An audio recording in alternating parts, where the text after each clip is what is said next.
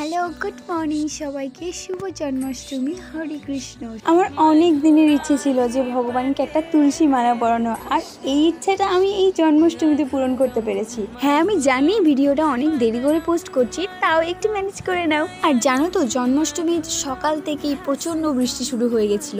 আমাদের এখানে যেহেতু শ্রীকৃষ্ণের মঠ আছে, তারপর নারায়ণ মন্দির আছে, সেই জন্য জন্মাষ্টমী একটু ভালো করেই পালন করা হয়। আর এই কারণেই জন্মাষ্টমী আমাদের বাড়িতেও পালন করা হয়। খুব ধুমধাম করে হয় না, তবে যেরকম আমাদের সামর্থ্য সেরকম ভাবে ভগবানের জন্মদিনটা আমরা পালন করে থাকি। তো তোমরা ভগবানকে জন্মদিনের শুভেচ্ছা জানিয়েছো তো? আর তোমাদের জন্মাষ্টমী কেমন ভাবে কাটাও সেটাও কিন্তু কমেন্টে জানিও। যখন আমি ভিডিওগুলো করি না, তখন আমার বড্ড লজ্জা করে, আর এই কারণে আমি পরে ভিডিওর ভয়েসগুলো রেকর্ড করে পোস্ট করি। এই যে আমাদের ছাদে তুলসী দেবী, যার পত্র থেকে আমি মালা করে ভগবানের গলায় দিতে পেরেছি। আর এই যে দেখো, মা আর আমি সামান্য কিছু ভোগের ব্যবস্থা করছিলাম, যেটা ভগবানকে দেওয়া যায়। এখন তো তালের সময়, এই জন্য তালের বড়া, মিষ্টি, কেক, এই সামান্য কিছু উপকরণ আমরা ভগবানকে নিবেদন করেছিলাম। আর তার কিছুক্ষণ পর প্রসাদও খেয়ে নিয়েছি। আর আমার মা তালের বড়া এই জন্মাষ্টমী দিন বানিয়ে থাকে, যদিও আমরা এবার সবাই একসাথে মিলে এটা করেছিলাম। আর এখন সন্ধ্যা হয়ে গেছে, আর আমি যাচ্ছি আমাদের গ্রামের মন্দিরে।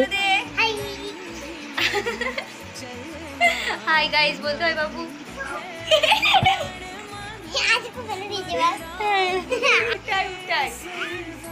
আর এখন আমরা সবাই রেডি হয়ে যাচ্ছি আমাদের গ্রামের অনুষ্ঠান নারায়ণতলায়। আর এই দেখো, এখানে অনুষ্ঠান শুরু হয়ে গেছে। যিনি হরিনাম গাইছেন তিনি হলেন একজন মেয়ে। ওনার হরিনামের গলা শুনে আমার খুব ভালো লেগে, আর উনি মানুষ হিসাবেও ভীষণ ভালো। আমি ওনার সাথে লাস্ট অব্দি কথাও বলেছি। আর এই যে দেখো, এখন আমরা খাবার খেতে চলে এসেছিলাম। ভোগটা না অসাধারণ হয়েছিল।